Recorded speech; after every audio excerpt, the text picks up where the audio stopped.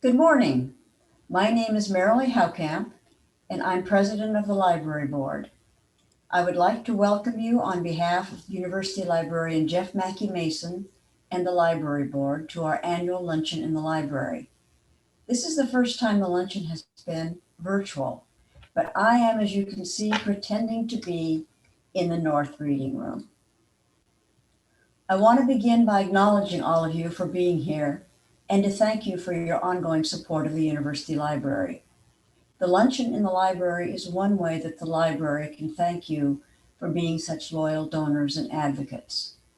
We are heartened that so many of you are helping to ensure that the library continues to thrive, and we thank you for that. I would also like to mention that the Library Development Office has instituted a series of coffee chats designed to give a small number of library advocates a chance to hear how the library is confronting the challenges of COVID-19 and a behind-the-scenes look at various functions of the library. These sessions are very informative and are held 2 Fridays a month from 11 to noon Pacific time. If you're interested in attending, please contact Gigi or any member of the library development team.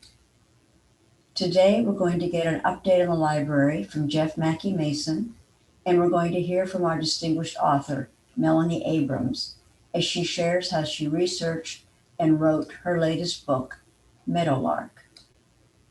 Now it's my pleasure to introduce you to Jeff Mackey Mason. Jeff is the University Librarian and Chief Digital Scholarship Officer at UC Berkeley. He holds a faculty position as a professor in the School of Information and in the Department of Economics.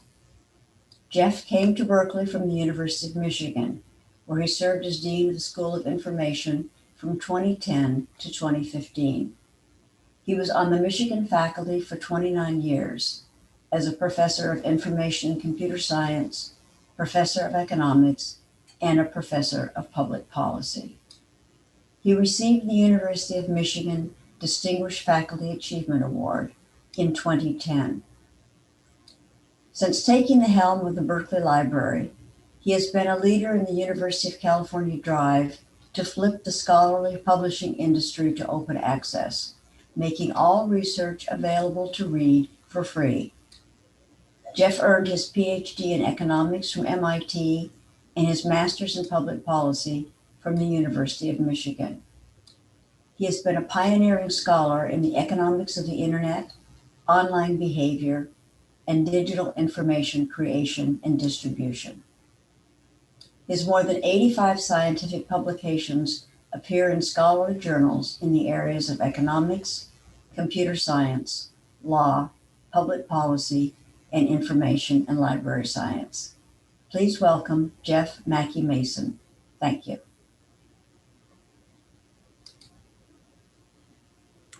Thank you so much, Marilee, that very generous introduction. Welcome, everybody. I'm delighted that we were able to still put on our wonderful annual event for all of you today.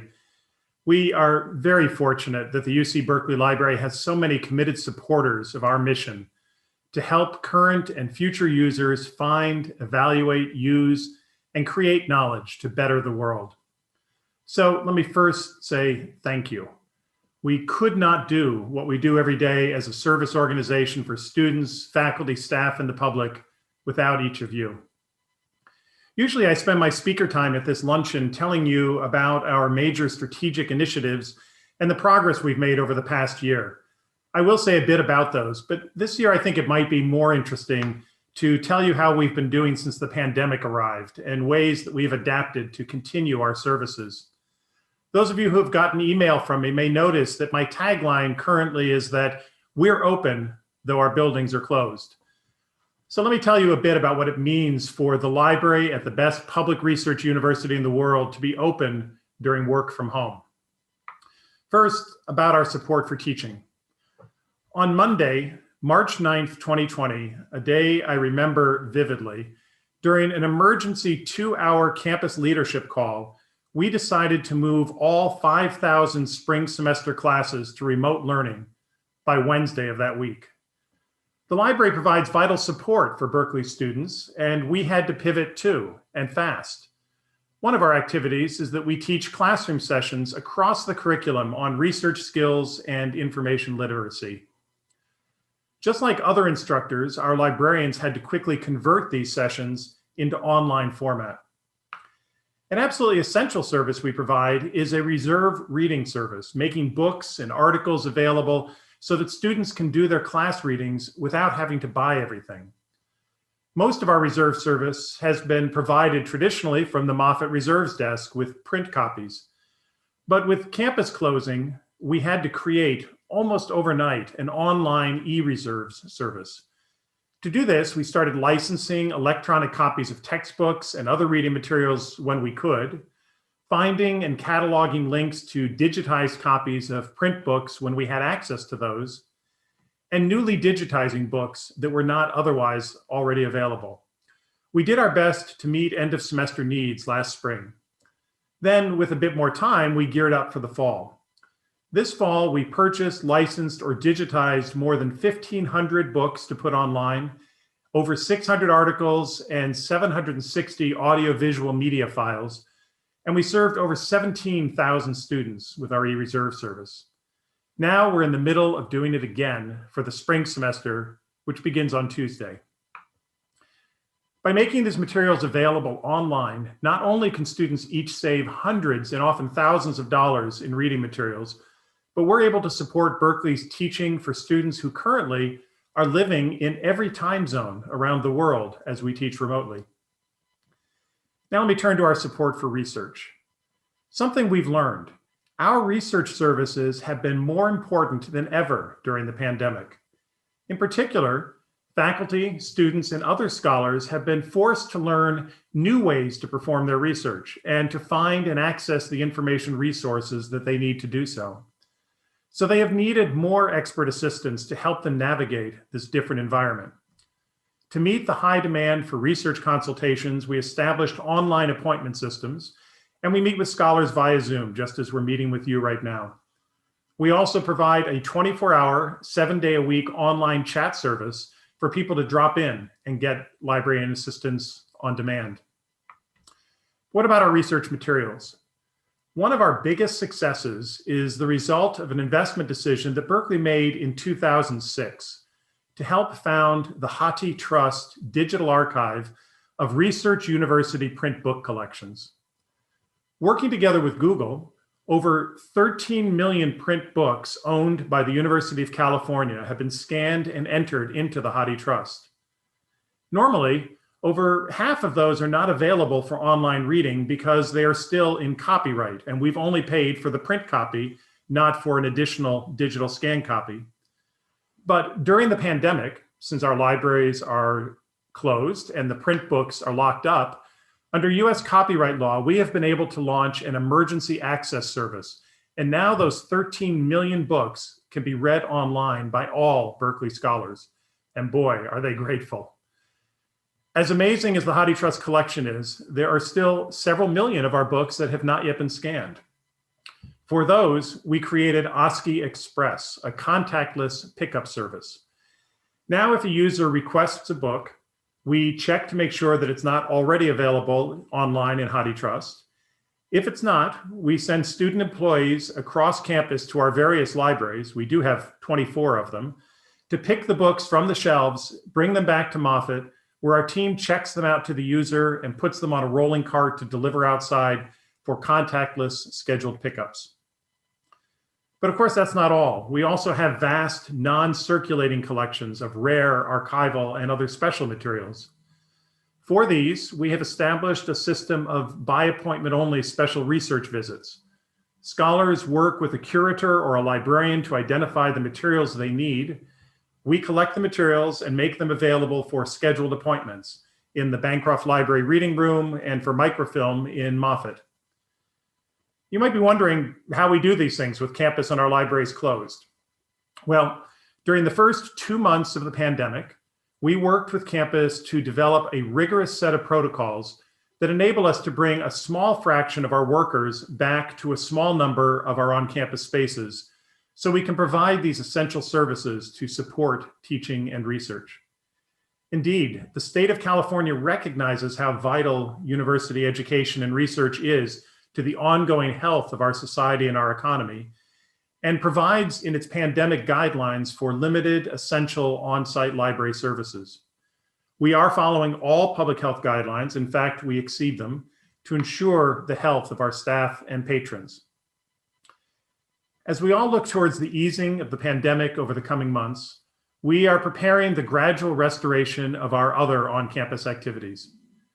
We have a 5-phase plan, but since we're a library, we call the phases chapters. This plan spells out the staging of our resumption of activities. Our plan is approved by the campus health officials and by the Chancellor's recovery management team. Our very next step, when campus begins limited on-campus classroom instruction, we will open Moffett Library to limited by appointment study use by on-campus students. Campus and we are planning to launch these limited on-campus classes and study spaces as early as February 1st, though the current surge and shortage of hospital ICU beds makes us all think we may need to delay by at least a few more weeks. Stay tuned, there will probably be an announcement next week. Finally, I promised a few words on some of our strategic initiatives, things that we started before the pandemic and we've continued to pursue throughout the pandemic. With 2 principal gifts totaling $4 million, we launched the $8 million campaign for Western Americana in our Bancroft Library. We've already completed the endowment of the position for the curator of Western Americana, and we are excited that we are just $500,000 shy of meeting the initial goal. We look forward to reaching the $8 million goal this year and substantially surpassing it before the campus Light the Way campaign is over. Our East Asian Library has just received an initial commitment of $1.6 million to digitize about half of our collection of pre-1912 Chinese language manuscripts. If all goes well, this gift will be renewed with an additional $1.6 million to complete the full project. We have the second largest collection of such manuscripts in the US, and when finished, we will have the largest online collection of historical and rare Chinese manuscripts anywhere in the world. This gift is from the Sichuan University Foundation and the Alibaba Foundation, and it represents a new and exciting partnership between our 2 countries in an effort to open these rare and historical research materials for use by everybody in the world. We're also making great progress in our efforts to flip the world's scholarly publishing industry to open access so that we pay publishing costs upfront and then let everybody in the world read all research for free with no subscription paywall. In the past year, we've implemented 5 transformative agreements between the University of California and publishers.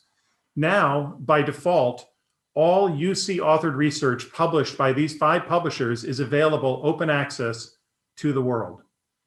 This includes an agreement with the second largest scholarly publisher in the world, Springer Nature, which is their first agreement in North America and is the largest open access publishing agreement in North America.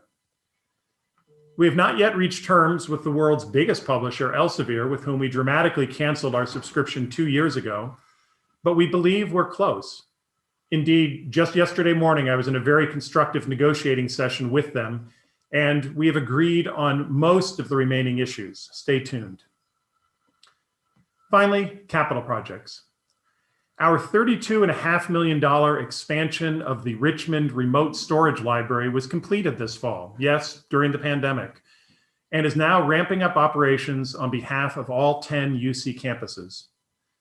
And our $58 million project to transform Moffett Library into the campus's stunning new Center for Connected Learning is proceeding smoothly. Chancellor Christ has identified this project as one of her top priorities for the Campus Light the Way campaign, and she's working tirelessly with us. The architects have completed the second round of design plans in December. All that remains for them are the final construction blueprints. State funding has been secured for the required seismic retrofit, and we are closing in on the halfway point in our construction fundraising for this 100% donor-funded project. Now, for the main reason you're all here today. Let me introduce Melanie Abrams. Melanie is the author of the novels Playing and Meadowlark. I have read and thoroughly appreciated both. I hesitate to say thoroughly enjoyed because both, especially Playing, have dark elements. One reviewer described Playing as, quote, a daring novel of dark desire. Another reviewer wrote that Meadowlark is, quote, a haunting novel about the lasting effects of childhood trauma. Melanie does not tread lightly on easy, light topics. Melanie has a Bachelor of Arts in English and Theater from UC Irvine and a Master of Fine Arts from the University of North Carolina at Greensboro. In addition to being a novelist, Melanie is an editor and photographer, and she has taught at UNC Greensboro, George Washington University, Cal State San Bernardino, and she teaches currently at UC Berkeley. She lives a few blocks from me in Oakland with her husband, writer Vikram Chandra, who's also been featured as one of our recent Luncheon speakers. And I've recently learned that I should have a chat with Vikram because it turns out both of our wives spent a lot of time playing the online game Candy Crush. A quick word about logistics. On your Zoom screen, for most of you near the bottom, you'll see a button labeled Q&A. If you click that, you can type in questions for Melanie or for technical help if you're having a problem. After Melanie gives her talk, I will moderate a question session with Melanie, passing on your questions to her. Please be sure to give me plenty of questions to ask her. Now, enjoy hearing from Melanie Abrams speaking about her second novel, Meadowlark. Thanks, Jeff. I'm super excited to be here today.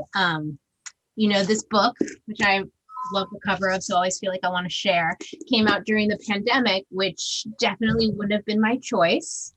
But it allowed me to do lots of Zoom events, including this one. So it does definitely have its benefits. So I'm going to talk about Meadowlark today, and I'm going to talk a little bit about how I found my way into the novel, both kind of the thematic pieces of it and also the research piece of it, and read a bit from different parts to kind of illustrate what I'm talking about. So before we start, I thought I would give you a summary of Meadowlark without sharing any spoilers. So you get the general idea of what the book is about if you haven't read it. And because I'm a writer that hopefully just writes the words in the book, I always have a hard time talking about kind of summarizing what I've done. So I appreciate that there are publicists out there that can summarize for me. So for this little piece, I'm just going to give you the summary by my publicist, which is: as teenagers, Simran and Arjun escape a strict spiritual compound. They go their separate ways, but reconnect in the present of the novel when Simran learns Arjun has become the charismatic leader of his own commune, Meadowlark. In spite of their fractured relationship, Simran, now a photojournalist, agrees to visit Meadowlark to document its story, only to realize that the commune is in the midst of a criminal investigation and that there's something disturbing about Arjun's beliefs concerning children and their unusual abilities. So I tend to write about the lasting effects of childhood trauma and how trauma affects the people we become. Maybe one day I will evolve into writing about something else, but that hasn't happened yet. When I teach in the classroom, I teach creative writing, and I often talk to my students about, they all think, we have to be reading very serious literature and writing very serious literature. And I tend to kind of help guide them with this quote by Yeats, which is probably misattributed, which is read what you like, write what you must. So why I am continuing to write about childhood trauma is, a mystery, but there we have it. My first book, like Jeff said, is Playing, and it was about an accidental childhood trauma. So with Meadowlark, I was interested in how the choices our parents make for us affect how we become and how these choices affect how we parent. And it seemed that there was no better way to really investigate how our parents' choices affect us than within like a microcosm of a cult. So in some ways, a cult is a controlled study. No one's coming in, no one's coming out, and children are affected only by the choices that their parents make if they're raised in the cult.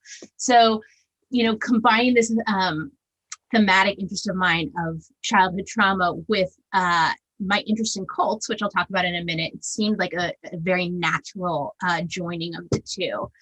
So again, back to this idea of why do we write what we write? Like why I have always been interested in cults, and no idea why necessarily. I wasn't raised in a cult, didn't know anyone in a cult, but from very early on, I was interested in, Jonestown and People's Temple, and like who were these people that went on to believe these crazy things and give up their lives for this man. And I think it kind of started really solidifying for me with Waco and the Branch Davidians. I was 20, so I was in college, taking in everything. And also that's right around the time when I started writing seriously. So I think that there's something about those two things happening simultaneously that kind of drove my interest in writing about cults. But also any kind of fundamentalist religion I was also interested in. I spent a summer in Utah and really dug into Mormonism, fundamentalist Mormonism, and what that was about. And then when I lived in North Carolina, kind of investigated the evangelical fundamentalist Christian community. So there's always been this element in me that's really been attracted to these kinds of very dogmatic communities.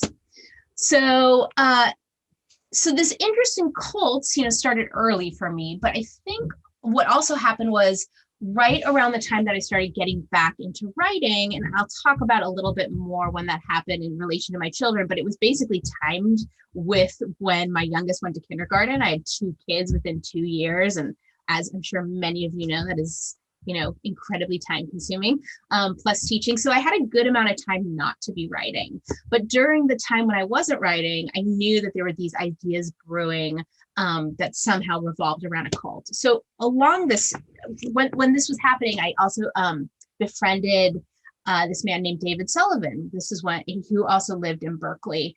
And he unfortunately died before the novel came out, but he was very instrumental for me in kind of getting me to the place, or getting the novel to the place that it's at now. So thought I'd tell you a little bit about him. He was a preeminent private investigator with an expertise in infiltrating cults. So he helped break the Catholic Church molestation scandal. He spent a lot of time helping parents get their children out of these extreme situations. And so, of course, I was fascinated by him and just wanted to know hear all the stories that he could possibly tell me. I was able to go with him one time to a private luncheon of private investigators, and hear a lot of other stories that other private investigators shared. But the ones that he shared particularly were attractive to me, or just really, I was really interested. For example, he would infiltrate these kind of self-help communities, and one particular one that was interesting to me was that he went into this one where the cult leader was belittled, demeaned, bullied all of the newcomers who were kind of investigating what this cult was all about, and gave them these horribly cruel names. So the name that they gave David Sullivan was anal cranial inversion. And that was because they thought he spent too much time in his head. And he also talked about how they would undermine members' health. They would feed them only high sugar, low nutrition foods to limit their strength and their mental stability. And it would break them down so that the cult leader was able to control them more. So I was just fascinated by these stories.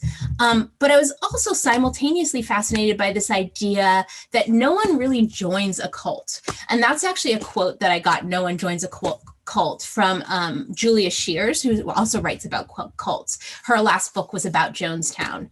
And this was told to her by a member of Jonestown who survived. And I thought this was interesting because, yes, no one joins a cult. They join an intentional community, or they join a commune, but no one goes in thinking that they're about to be brainwashed and give everything they have up to some kind of mentally ill leader. So that idea of these, really intense, abusive kind of cultish environments but no one goes into that thinking that's what they're joining was interesting to me. So I kind of started to explore, where those two meet. And it seemed to me that a lot of before something becomes a cult, it's either a commune or it's an intentional community. And actually, it's interesting to know that when I first started publicizing this book, one of the things I was pretty insistent on was that I didn't want necessarily to be talking about a cult book. I didn't want to call Meadowlark, which is one of the intentional communities in the book, or Ananda, which is the other one, which we'll talk about in a minute, a cult. I was happy with all kinds of other names. So I settled mostly on intentional communities. So back to just this intersection though. So the Bay Area was really like the kind of the center of communes, right? During the 60s is where all this stuff sprang up. So for my own personal research, I was able to talk to people who lived on these communes and in these intentional communities. And specifically, I was really interested in people who grew up in these situations. So I was able to talk to, grown-ups, but who had grown up with Adi Dam, with Black Bear Ranch. I definitely heard stories that were disturbing. Like one woman shared how she was required to wake up at 5 a.m. every day to meditate. And she spent up to 23 hours a day away from her parents, which you can actually see some of that repeated in my book. But what I found more often than not is that a lot of these people that grew up in these intentional communities were not that critical of them. There were things about them that they found, that they thought really had affected who they had become, really positive ways. And so again, this kind of dichotomy between the extremes of like what David Sullivan was telling me and the more benign experiences that I was hearing about made me interested in investigating communities that don't start as cults. The best kind of metaphor I think for this is the frog in the boiling water, right? The frog doesn't realize he's in boiling water and about to die until right before, that moment. So in order to kind of, look into that middle space, I created these two intentional communities within the book. One was Ananda, and one was Meadowlark. So Ananda is the one that takes place in the past. Ananda is where Simran and Arjun grow up. And Ananda and Meadowlark are diametrically opposed. Ananda is this very strict Eastern-leaning commune / intentional community where children are treated as mini adults. So they're required to meditate every day. They serve on committees just like they're grown-ups. Basically, the children are treated like mini adults. And I'm going to read a little piece from Ananda from when Simran and Arjun are young. It's right before they run away. And there's two things that you kind of need to know before I read. One is that Arjun's role at Ananda is he is starting to be seen as something special, something more than just he seems to have some kind of something inside of him that the other children don't have. So you'll see that kind of play out in the piece I read. And then the other thing that is important to know is that there's a lot of kids in this section with Indian names. So the two things about that is one, they're all white. So this is an Eastern leaning commune, which a lot of white people have appropriated a lot of Eastern culture. And Indian names. So that's something to keep in mind. And then the only other thing that you really need to know is that the only two people you're interested in or as central to this are Simran and Arjun. The other ones are just other kids that are on the commune. Okay. A week later, Simran broached the topic of their exodus. There was a group of them, not only Jayashree, Arjun, and Simran, but Priya and Sachi, Krish, and Gautam, huddled under the blanket of night, hiding half a bottle of vodka. There was no drinking at Ananda, but Priya had delved into a flirtation with a townie, and he had presented it as an offering. They took big gulps from the bottle, then cursed and spit into the desert sand. Jesus Christ, Gautam said. What the hell is this made of? Just drink it, Priya said. None of them but Priya had ever had alcohol before, and Priya only last week at lunch behind the bleachers. Simran felt the warm rush of it pulse through her body. I'm hot, she said, and took off her sweater. That's the booze, Priya said. The resident expert, Arjun said. Says the golden one. Priya reached over and socked him in the shoulder, and Simran felt the familiar urge to move closer to Arjun. If the shoe fits, he said, and closed his eyes. Of course he doesn't deny it, Priya said, and took another slug. Okay, Mahatma. This talk of Arjun as divine always made Simran nervous. Last week, she had heard whispers of what would happen if the group seceded again, and the next day there was a mandatory forum on the dangers of elevating men to the height of gods. Yesterday, flowers had shown up in Arjun's shoes, and today's forum had been about the benefits of sex segregation during darshan. Simran rarely listened, had become expert at scrapbooking photos in her head instead, but that day she had fixed on what Lakshman had said. Men and women, boys and girls, need to consider the impact the opposite sex has on their consciousness, especially boys and girls, who may need some assistance in this matter. In previous days, it might not have sounded so ominous, but with everything changing so quickly, with her own mother choosing to cover her head and others choosing silence during what had once been happily communal mealtimes, Simran heard the threat under the platitude. "Leave him alone," Simran said. Priya sighed loudly and rolled onto her stomach. "Krish, give me a massage." "Please," said Krish. "Please." Simran lay on her back and looked at the stars, and Jayashree cuddled up next to her and put her head on Simran's stomach. "Let's stay here forever," Jayashree said. Simran ran her fingers through Jayashree's hair. "Or never go back," she said. She had meant it like Jayashree had. Oh, the stars. Oh, this moment. But as soon as she said it, she felt the resonance of the statement. Arjun turned and they locked eyes. "I wish," Jayashree said. "No, you don't," said Sachi, the resident follower of rules. "Yes, I do." She was too loud, and Simran clamped her hand over Jayashree's mouth. They had made Sachi drink one tiny sip, collateral against her tattling, but threatening to run away with something else. Simran looked at Arjun, who had propped himself up on his elbow. "Jai," he said, "come get water with me." They had always been protective of Jayashree, who was tiny for her age and seemingly incapable of understanding subtlety. Jayashree lifted herself and stumbled, and Arjun caught her by the elbow. Simran watched her lean against him, their figures illuminated in the moonlight. The next day, as they walked to school, hungover and spent, Arjun had held her back. "Did you mean it?" he asked. She waited a breath, knowing that things would be forever changed as soon as she spoke. "Yes." He looked at her hard and long. "When?" She didn't know the answer, thought this was the moment where he, like always, would take charge. "I don't know." "Think about it," he said. And so she did. So soon after this, they run away and go on to grow up, lose touch, and live their own lives. And like I said in the summary, Simran goes on to become a photojournalist, and Arjun goes on to found this other intentional commune called Meadowlark. So I'm going to talk a little bit about Meadowlark. So Meadowlark is very different, opposite, in fact, to Ananda. It's the anything goes type of community. Arjun believes that children will flourish if they're allowed to just be. And what that means is that they are not only allowed to, do whatever they want, meaning stay up as late as they want, eat whatever they want, watch on TV, whatever they want, but they also don't have to go to school. So I also became interested in this idea of like how to raise children and what the best way to raise children was, when my kids started, probably getting past the toddler stage, and I had to start thinking about their education and how I wanted to, help create these little humans. And so like I did with the cult research, I kind of went down a rabbit hole of investigating different ways of raising children. And two of the things that were attractive to me, also extremes, one was this thing called unschooling, which is also what Arjun subscribes to. And that's this idea that, you don't teach your children, you allow them to learn from the world. So no one sits down with a kid and says, okay, we're going to learn the ABCs and we're going to learn how to teach you how to read. But if a kid is interested in letters and interested in learning to read, then you provide that information. So this is this idea of unschooling.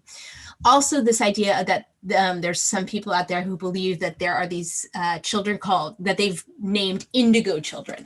And basically these children are special children with kind of special powers, whether that means psychic powers or extrasensory powers.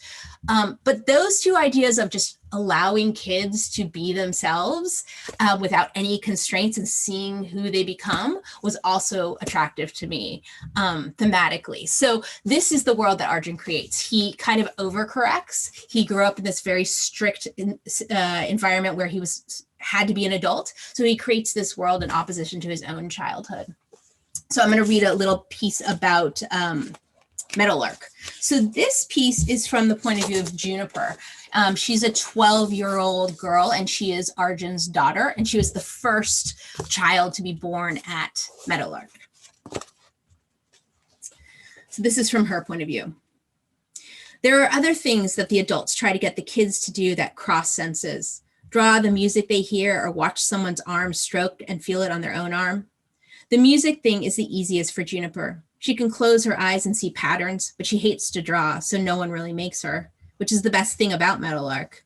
No one really makes the kids do anything, which Juniper knows is not how it is in the real world. The Meadowlark kids watch TV. They go to town. They know that grown-ups out there are always making kids do things they don't want to do, which is why there are so many books and shows about kid superheroes. Kids who don't have any power need to pretend to feel empowered, her dad says. But Meadowlark kids already have that power, the power to do anything. It's this last part that makes Juniper the most uncomfortable, the intensity of the anything. She knows what he means, the crossing senses, the sensory perception, the world wisdom. Anything doesn't really mean anything, and power is only power when you actually have it. But she would never tell the grown-ups this, and definitely not her father, especially not her father. He is giving them what he never had. I wasn't allowed to discover my power, he says, but you've been given that. And the thing is, even though she's pretty sure she doesn't have the power to do anything, she's not sure about the other kids. Devin and Micah, and particularly the twins, Jesse and Kai. Jesse can play that card game and guess the shape more times than not. And there was that thing with Kai and the rattlesnake, and now this girl, Quinn. So Quinn is actually Simran's child, and when Simran comes in to photograph Meadowlark, she brings her 5-year-old daughter, Quinn, with her. And we'll get to know Quinn in a minute a little bit more. But yeah, so what happens is that their Meadowlark is at the very beginning of the book, is in the very beginning stages of a criminal investigation. And so tensions are heightening with the police. And at this time is when Arjun reaches out to Simran, finds Simran and says, I want you to come and photograph what's going on the inside and release these photos so that people can see that everything that's happening here is benign and lovely. So Arjun is very purposeful in why he's asking her. He knows that she is able to get this story out. And Simran engages because, one, she's kind of reckoning with her own childhood and how to raise her daughter right. So Quinn, who you just saw, at the very end of that section, is actually a quote unquote special child. She has sensory issues. If we took Quinn to a psychiatrist today, we might say she has sensory processing issues. She's slightly developmentally delayed, but she also has this thing called synesthesia, which is fascinating. And if anyone wants to ask about it in the Q&A, I'd be happy to talk about it more. But what synesthesia is it's a blending of senses. It's a real thing. So that common ones are, lots of musicians have synesthesia. So when they hear certain notes played, they see color, like literally see color. Or one of the most rare forms of synesthesia, which is how I found my way into this, is I have a friend who has the form that certain words produce tastes on her tongue. So for example, when you say the word wallpaper, it's literally like there's been a dropper full of a taste put on her tongue. So for wallpaper, she tastes paste. And I just found this incredibly interesting, that you could have a taste on your tongue that didn't exist. And the same thing with the music and the visuals. So Quinn has synesthesia, and Simran isn't quite sure how to parent this child with all these fascinating attributes, but who's also like having a really hard time functioning in the quote unquote normal world. So she's attracted to Meadowlark because of this, because it's in a great contrast to her childhood. So she wonders, like, is there something here? But she's also attracted to Arjun and what's unresolved between them. And the other thing that she's attracted to is that, Arjun went and ran away and developed this commune. Simran, joined normal society, but she's also been really attracted to secret societies. And that's kind of where her photojournalism has taken her. So she's photographed like the Hasidic community. She's photographed the Wiccan Covenant of the Goddess and the Orgasmic Meditation Center. So she, like I, is really interested in these intentional communities. And what she does is she reveals the quote unquote truth of these secret societies through her photography. But she also knows that she can shape the truth. So just like no one joins a cult, one picture doesn't necessarily represent reality. The photographer can shape the reality that you see. So there's a quote in the book that I think is particularly useful when starting to talk a little bit about photography. It's Simran tells stories, directs viewers, pairs images. It is something that sometimes pricks at her conscience. Choose this image, but not this one. Crop this, but not this. Manipulate pictures to form a narrative, her story, but not hers.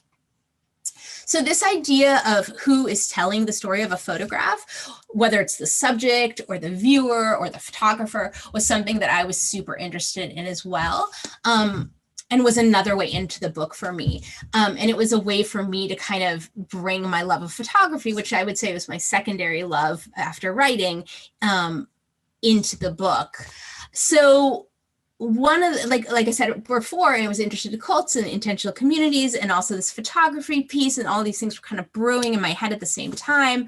And I was particularly interested in thinking about photography in terms of children, because this combination of shaping what the viewer sees and trying to capture a piece of childhood that adults don't always have access to was interesting to me. So I kind of accessed it through my own photography. I started taking photos of kids and playing with this idea of who is telling it the story. Is it the kid, or is it me as the photographer? So I wanted to show you some of those very early photos of me kind of experimenting with who's telling the story. All these pictures that you're going to see are all from India. So I think earlier we found out that my husband is Vikram Chandra, and so he's Indian, and we've been going to India every year, sometimes more than once a year, for a long time now. And so I've been really interested in photographing India, mostly because it's just an incredibly stunning place to visually look at. It's prime for photography. So these are all of children in India. Okay. And can I get a yes that you all can see what I'm looking at? Yes. Awesome. Thank you. So this is one of the first photos I took that really experimented with this idea of what's the story I want to tell. I mean, this child is obviously stunning, but it's interesting because if you look right in the middle of the screen, you can see that embroidered on her shirt, it says baby love. So you can see that if I cropped this photo above the embroidery of baby love, it would be telling a very different story. You'd lose the irony there that you have this stunning child who's also in these very dirty clothes, dressed in something that probably came from the West, and implies that there's this, beautiful kind of like a very different picture. Baby love is giving you this idea than the visual that you're seeing if we were cropping above that. So that's one picture. I loved this one too. This little boy is in training to become a sadhu. This was at a festival called the Kumbh Mela, and I was just interested in, him there, but also in the background, you can see that's his grandmother being carried up on this, I don't even know what this is called, but some kind of, man powered tram. And I liked this kind of dichotomy of her being carried and him, in this very grown-up role as a sadhu and walking. The next two are actually children that I did a series of kids coming up to car windows. So in India, you get a lot of people trying to sell you things on the street and come up to your car, but you also get, just kids interested in who's inside. And this was a little girl who had just come from school. And you can see she's like so excited and happy to talk to me, or just to see what's inside. You can also see like her clothes are pretty dirty. There would be a way to frame this, that the joy of her face and her excitement about being able to look into the car would not be there at all. Similarly, this one.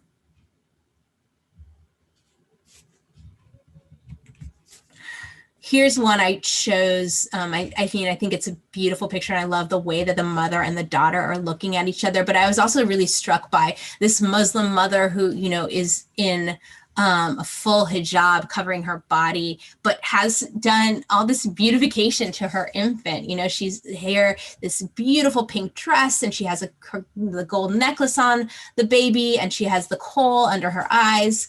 I just loved the kind of that dichotomy.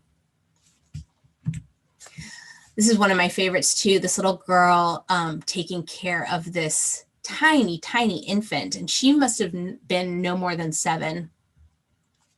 And then I'll end with this last one, which is my favorite picture, just because it's just shows you the color of India and everything that's alive and vibrant. Okay. All right, so that's, you know, one of the ways that I found my way into the book. So we heard from Simran, we heard from Juniper.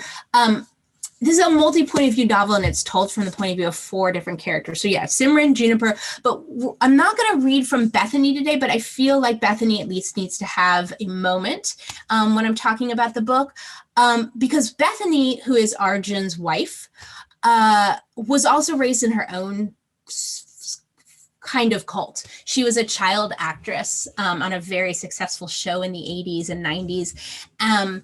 And she was dominated and controlled by a super inept mother and also the world of show business. And so I was interested again in, you know, her mother making all these choices for her that she clearly had no say in. She started on the show when she was 7, I think. And that has its own kind of cult-like feel to it. And so I have Bethany in the book trying to make good choices for her children, but being somewhat inept and unprepared to do that.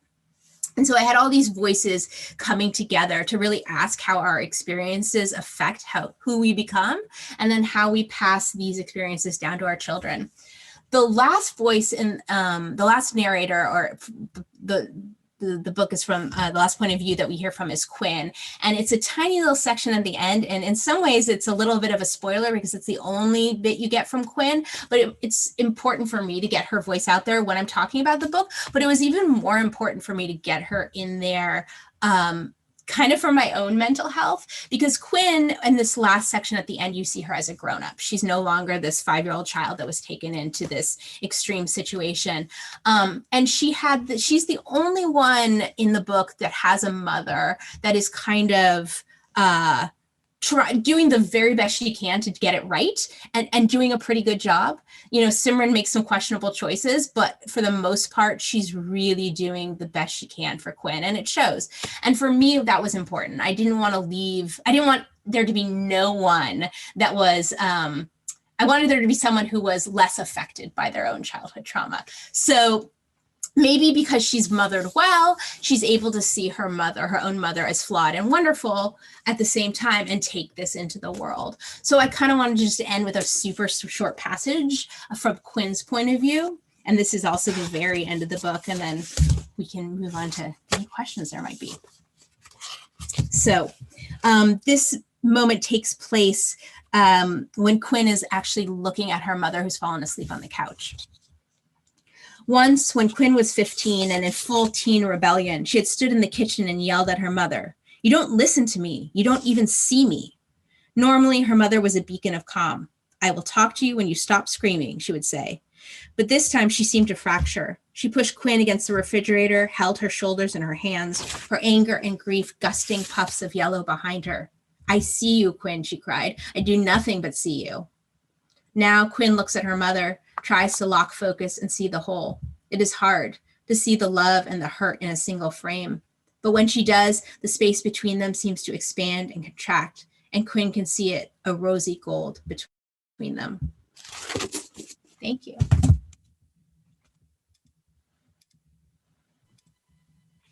All right, Jeff, you want to take it away? Yeah, thank you, Melanie. That is Sure. terrific. We have some questions queued up. Please, folks, start entering more questions as you have them, things you'd like to hear from Melanie. Let's start with a question from Shannon asking how you balance your writing career with your teaching schedule. That's a great question. In some ways, the pandemic has been good for that, take out transportation time, take out students, wandering into office hours. And I actually have more time at home to kind of focus on my own work. But generally what I do is like, I usually try and keep my teaching days to 2 days a week and my writing days to 3 days a week.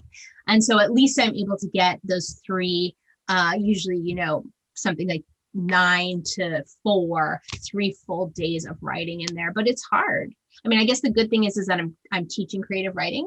And so the students are really inspiring as well. And their creativity and their, real desire to learn about writing as a craft and a practice is probably helpful too. From Ned, we have a question. He said he was enjoyed and was stimulated by reading Meadowlark, and thanks you. He asks about, and I want to try to pronounce this right, Rudraksh, the tree and the structure at Ananda and Meadowlark, and is wondering whether there's any deeper meaning besides coincidence in this. Oh, right, because it's at Meadowlark and it's at Ananda, right? Yeah, it's such a good question. I wanted that kind of. Arjun is obviously a complicated character. I mean, in some way, he's this, kind of vibrant, magnetic personality, deeply flawed, but also, his connection to Simran and his connection to his past is super powerful. And so I wanted something from his past, from Ananda and his growing up, to kind of be mirrored in Meadowlark. And so I used that building as kind of the tie between the two of them. It's also, I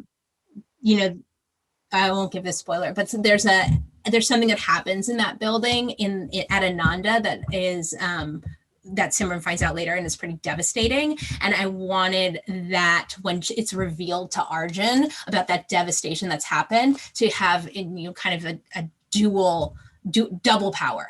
So not only does it, the same building is there from his past, but it now has this kind of really kind of tainted flavor to it. Melanie, you started off telling us about some of your history of interest in cults and how that came to be a central theme for this.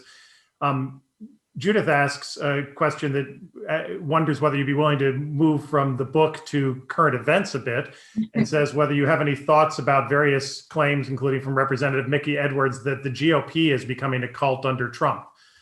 Puts you a little bit on the spot about current events, but do you have any thoughts about that?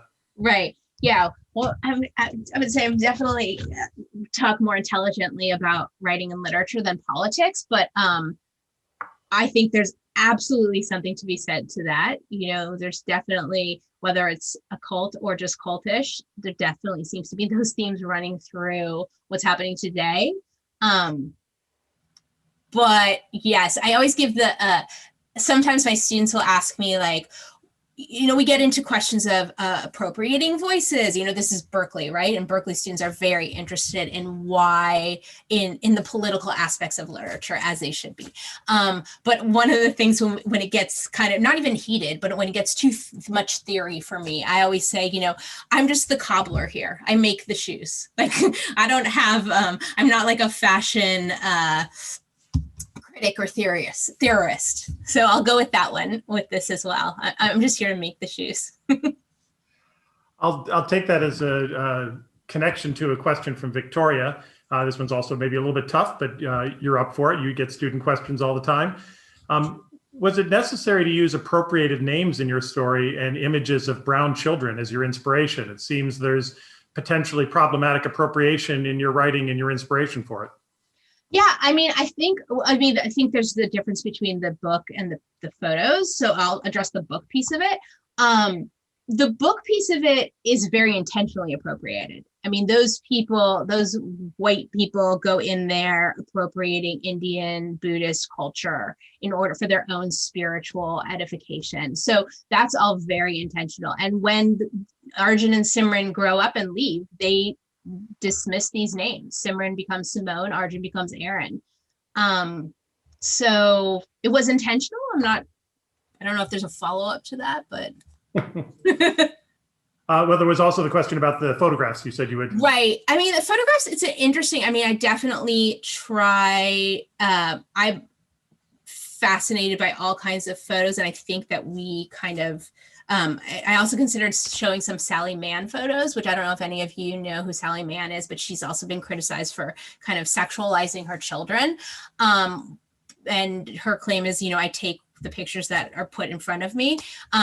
Which, we could then have a conversation of back to this, who frames the photo, the subject, the photographer, etc. But I would say that that also is how I feel. I've, been put into situations in which I have been allowed to photograph, and very respectfully have tried to do that. All the kids in those pictures, parents were, asked if, it was okay. And, but I do see this idea, or I am in conversation with myself about this idea of, poverty porn, or using brown children to make a point. So I think it's a good question.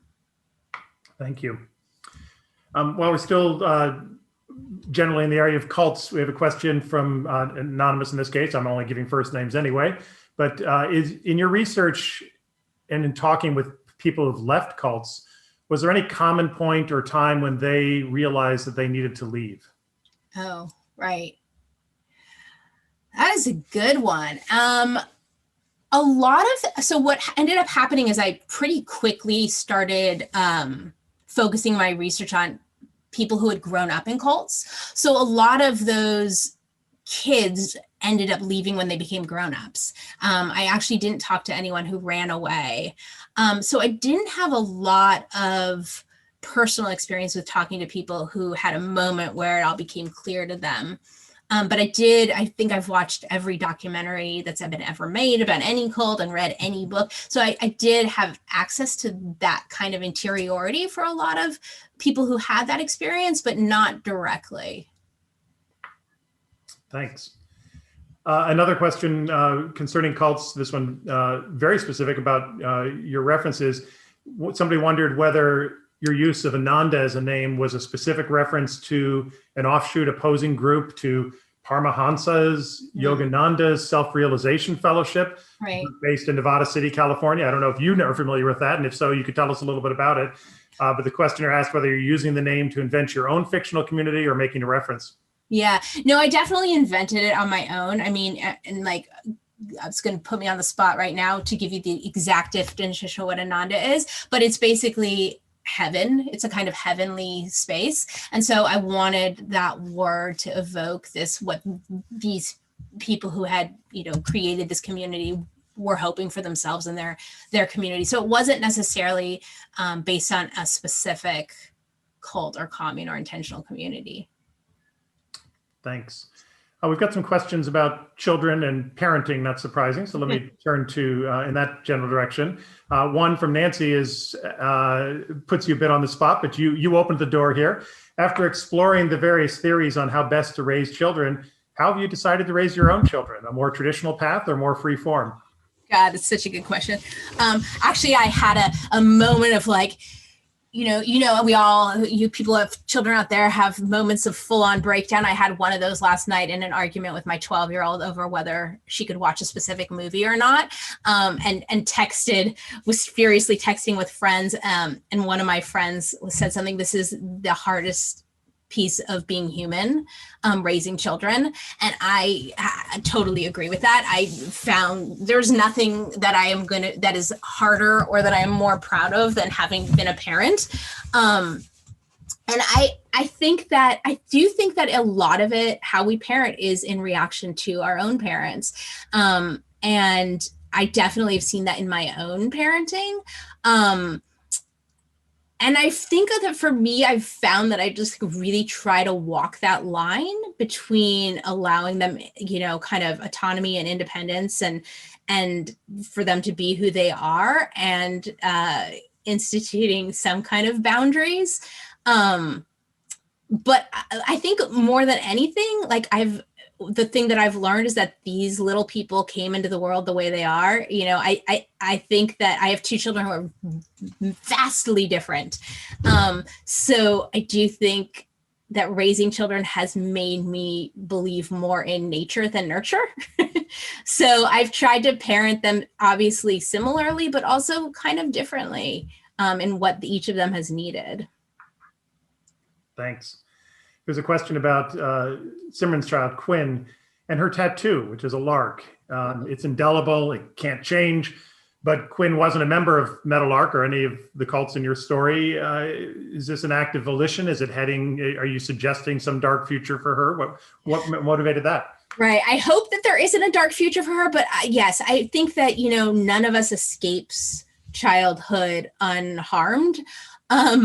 And for Quinn, she was brought into this extremely contentious situation that is going to forever affect her. And for some reason, that Arjun and his voice and how that relates to and eventually the tattoo is the piece that she, you know, was unable to escape. And that is kind of the darkness that will always be with her. I'm also interested in this idea of pain and pleasure. That was a, you know, theme in my first book, and it's a theme in this one. There's a lot of this metaphor of the wheel, that the wheel of life goes around and around and around, and on one side is pain and the other side is pleasure. So you wait for the wheel to spin until you get to the pleasure, and then the pain will inevitably come again. So I wanted also Quinn, despite having at the end, you know, a hopeful moment, to also, you know, have this real sense that there will always be this pain inside of her. As sort of an aside to this, but it was an early question that came up when you held up the book from Judith. Why is there a picture of a crow on the cover instead of a meadowlark? Well, I don't know. I mean, actually, you know what's funny about that? I'm not going to even bother to try and tip my camera. But I have this beautiful picture of a meadowlark that was drawn by a Berkeley artist, and it surprisingly looks like that. So I'm not sure it's a crow, but more so than that, it is, as many of you probably know, once the words are written, your job is done. So, you know, I get some kind of, you know, I'm allowed to say, I hate this and I refuse to have it on my book, but you know, you only get so many of those. You get like one pass and they'll go back to the drawing board. But at some point you have to say, yes, that's good. And I actually love this cover. But so you'll have to ask the graphic designer. Thanks. I had a hunch that would be part of the answer because of that. But that brings us maybe to talk a bit about your writing process and process issues. There are a number of questions in that regard. From Tor wonders whether you do your researching throughout the writing process. Do you write during a specific time of day? Do you have a daily word count? If you could talk a bit about the craft of being a writer. I do research as I go along, but I would say that the bulk of the research is done before I start. Probably way too much research, but I think that's a way to find my way into the book as well. So before writing this, you know, like I said, I did a ton of research about childhood, did a ton of research about cults, but then, you know, did a research that didn't find its way into the book at all. I went to Nevada and like spent, you know, 3 days in this town called Fallon, but there's nothing there that you would ever, you know, go to see. And talk to the sheriff and talk to, you know, people who own the small restaurants, the people in City Hall. And, you know, that all informed the book, but I couldn't pinpoint or point to a place that, you know, that really showed that piece of research was, ended up in the book. So I do a lot of research at the beginning, and I think that helps me kind of get to what I want to do. So there's that piece. The writing process, you know, I tend to write on the days that I'm not teaching. And I also am a big believer well, first of all, I think that it's absolutely dependent on the writer. So students are always asking this question, and I give them the super annoying answer, which is, it doesn't matter how you get the writing done. It matters how you get the writing done. So everyone's process is totally different. For me, it's always been super helpful to have a word count, and that word count has varied over time. People are always shocked by how little words most writers require of themselves. So when I first started writing, I think with playing, I only had my goal for myself was 500 words a day, which is very little. but for Meadowlark, it ended up bumping up to 1,000, which is still pretty little. Especially if you're thinking about writing from 9 a.m. till 3, and there's no way to sit down and write for all that time. That involves many, many breaks and walks and various things that probably don't need to be done during that time. But my thing for myself has always been get those 1,000 new words a day when I'm focusing on my writing, no matter what. So sometimes that takes 2 hours, sometimes it takes 5 hours. I'm also a believer. Hemingway said that he would stop in the middle of a sentence so that when he came back the next day, he would have something to continue on and move forward. And I feel that way too. I don't want to do more than 1,000 words. I want to come back to the middle of something. And also there's this great quote, and I am blanking on who said it, but it's one of my favorite things when I'm talking about how to write a novel. And it's this idea that, well, there's two actually. One is writing a novel is like driving a car at night. You can only see as far as your headlights, but you can get the whole way there that way. So these little pieces of 1,000 words, I kind of see as little pieces of the road. And also this idea that writing is a marathon, not a sprint. And so if you set yourself up if you're sprinting every day, you're not going to be able to finish the marathon. You're going to be exhausted. And I found that too. It's as soon as you start saying, well, I want to write, I'm doing so well today, I'm going to write 1,100 words. Well, what happens the next day when you've only written 1,000 words? Then, so this very slow and steady pace has always been much better for me. Great. There's a follow-up question, this one from Cynthia. She asks whether you rewrite during your initial writing process, or do you finish a draft first and then start rewriting? Right. I'm a really, really slow writer. And so it takes me a long time to write a first draft. But I think the benefit of that is that I do less revisions than some writers. So yes, so I do end up revising. What I end up doing is I read what I wrote the day before and revise that. And then move on from there. And I think that for writers who are in the early stages of their careers, that is not necessarily the best way to do it, because you get so obsessed with making what's come before perfect.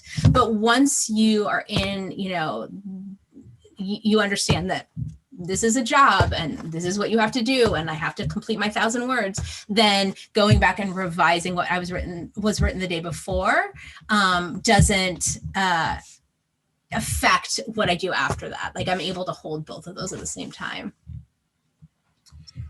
From Shannon, what writing tools or platforms do you use for plotting your stories? That's a good one. I mean, it's a good one. It's a good one because the answer should be that I'm using my husband's app called Granthica, which is a storytelling platform in order to facilitate writers. But it's still in the works. And so my answer is he uses it and he finds it super helpful. But for now, I just use Word. Like, I just have a, document that, I get in and do the writing on. But eventually when Granthica is done, I'm sure that I'll be using it as well. Well, since you brought up Vikram, we have a question from Rishi, who wonders if having a partner who is also an author affects your process of authorship, and how that experience is having two authors in the same household. Right. I mean, it's been a really positive thing for us. I've heard, the opposite as well. But I think one of the reasons why it works for us is that our writing is so different. The things we write about, the ways we write, the forms that we write in. And so it's never, ever felt like any kind of competition. And we write in a similar way in which that we tend to keep everything kind of interior until we have a problem, and then go to the other, I'll go to him and say, help me solve this plot problem. But it's not a constant dialogue through the whole process. And I think that is also helpful as well. And he's also my first reader. He's the one who reads everything first. So that's always nice to have.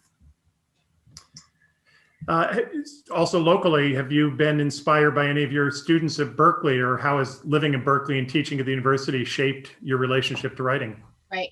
I love Cal students. I mean, I just cannot say enough good things about Cal students. Of course, I'm sure there's the rotten apple out there, but I get a lot of questions about like students today? Are you finding that they can't write? Are you finding they come totally unprepared and they're writing in like text talk? And I haven't found that at all. I mean, I find them engaging and smart and creative and really, really driven by this quest for knowledge. And that's super invigorating for my own process as well, because I think like as we grow up and especially whatever career path we've chosen, I mean, you get a little bit jaded. And so, but when you see these kids who they want to learn just for the sake of learning, and they want to practice their craft just so they can become better writers, because they're in love with writing and in love with books, it's really inspiring. Like, I definitely don't see a lot of that, like, how do I get an A type of thing. It's really about them becoming better people, better writers, et cetera. And that, I think, just that kind of open-eyed, dewy-eyed wonder is super inspiring to me. Speaking about inspiration and getting the ideas out, Dave asks about what's next. Meadowlark just came out, of course, and there was a gap between your two novels of some time. But do you have new themes or projects on the way that you're able to talk about at all? Yeah, two things. One is a novel that's super, super early stages, but it's about using, generally thematically, it's about using hallucinogenic drugs to treat trauma, which is very much in the ethos these days. Michael Pollan was writing about that. Ayala Wildman was writing about that. But I also was very curious about using it in a fictional context. That's really early days. The other book that I'm working on that comes out next year actually is a nonfiction. It's my first nonfiction. And going along with my semi-edgy persona, this book is called When Good Things Happen to High People, 75 Ways to Amplify Your Life with the Magic and Science of Cannabis. So it's a self-helpy, gifty kind of book about using cannabis to make life even better. Great. We look forward to it. There are some questions that have come up again on issues of cults, a central theme in this book, so we can return to Meadowlark specifically. From Diane, you talked a fair bit about your fascination with cults. You said you weren't quite sure why, but she wonders, any insight about that? What is the fascination with cults? I like people who push. So, yeah, I really have thought about this a lot. I think that in some ways, it's not even about the cult, but it's about this microcosm of trauma in a way. Like, again, like I talked about the early bit, that it was such a great place to set this book for an investigation about parenting, because it's a controlled study. But I think I just have always been interested in like looking at like trauma under a microscope, and that a cult is that by default. Like, it is heightened negative experience in one small package. And so I think that that's probably thematically, emotionally, et cetera, while I've been attracted to cults. But I really have thought about this quite a bit and haven't been able to like kind of trace my way back to a really pat genesis story. But if I do, I'll let you know. Thanks. And a couple more just came in, so I haven't had time to process. But another anonymous attendee asked whether you see a distinction between a religious cult and the use of the cult model in ideological or political movements. God, yeah. Again, probably beyond my pay grade. I think that's a fascinating question, but probably one that I would require more forethought before being able to give a super articulate answer. Sure. This next question is also on cult. It's a bit complicated, so I'm trying to parse it. It's from Rishi. Most of the other questions have asked taking cult as something statically defined, or sort of we know what it is. But in your book, you do an exemplary job of articulating the distinction drawn by people within a community regarding that line between spiritual and self-deluded. Can you talk more about that? Yeah, I wish I had that page open right now because that was important to me to figure out like what exactly is a cult. And there's generally, I believe, 4 defining characteristics, and I'm going to butcher them because I don't have them all in front of me right now. But one is a charismatic leader who demands either money or sexual favors. There is the giving up of property or investments. There's alienation from family and friends. And I believe there's one more that if we're really just looking to quote unquote define what a cult is, those are the 4 kinds of things that people go by. But again, like there's all this gray area, right? And like, when does it go from being an intentional community all the way into a cult? And like, that's one thing I was really interested in. And I don't think that either Ananda or Meadowlark slip into cult territory until close to the end of their just like time on the page, especially Meadowlark. I think until Arjun really kind of like loses it, we're still in territory of like intentional community. And it's really that Arjun is the charismatic leader that pushes it into cult territory.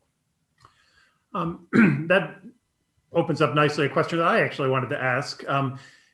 3 of the 3 primary narrators in the book are women, and they each have profound experiences in present time, and in Simran's case, in her childhood, with a charismatic man, Arjun.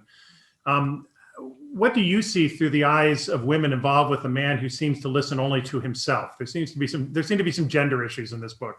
Totally. I think one of my favorite reviews was by this woman who wrote for the San Francisco Chronicle, and she said something like, if this book has a thesis, it's something about how hard it is for women to hear themselves speak with this charismatic man, shouting at you all the time. And that was something I definitely was interested in exploring. All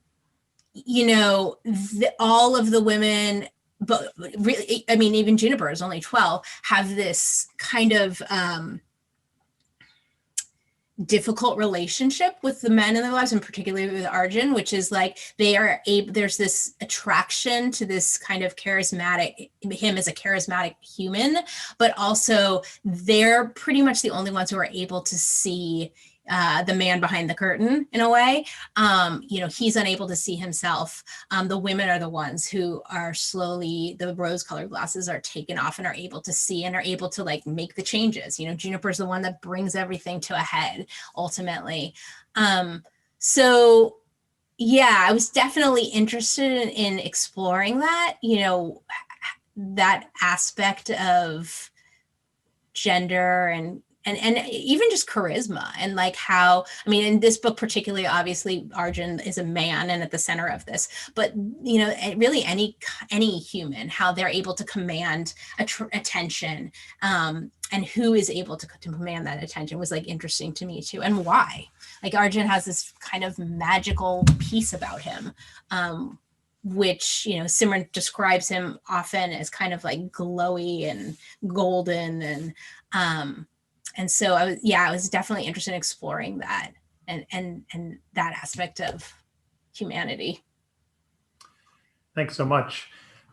Melanie, we've had you going for quite some time. It's time to give you a break. There are a few other questions that we didn't get to. We'll make sure that these get to Melanie afterwards so that she can see them as comments and benefit from your thoughts.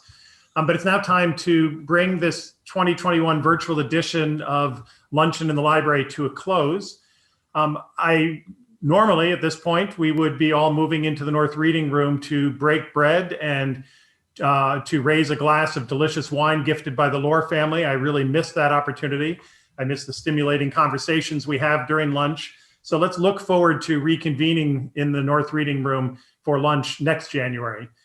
For now, I want to express deep appreciation to Melanie Abrams for sharing this morning with us under these unusual circumstances. Melanie, it was a great pleasure to listen to you discuss your creative work and to learn about your artistic process. Thank you so much. I also want to thank our terrific staff for organizing the logistics and presentation of this event. The team was led by our much beloved Gigi Gillard and included other staff from our development office. I want to thank the Berkeley Audiovisual team for their technical production support. And a very special thanks to Marilee Houkamp, who's president of the library board, who introduced the session. Marilee has boundless volunteer energy and has been a terrific supporter. And I also want to thank all of the board members for their work on behalf of our mission throughout the year. Finally, my heartfelt thanks to all of you attending today, our loyal and generous benefactors. I said this before, but I have to say it again. You know, philanthropy provides a much larger share of our annual funding than we get from the state of California.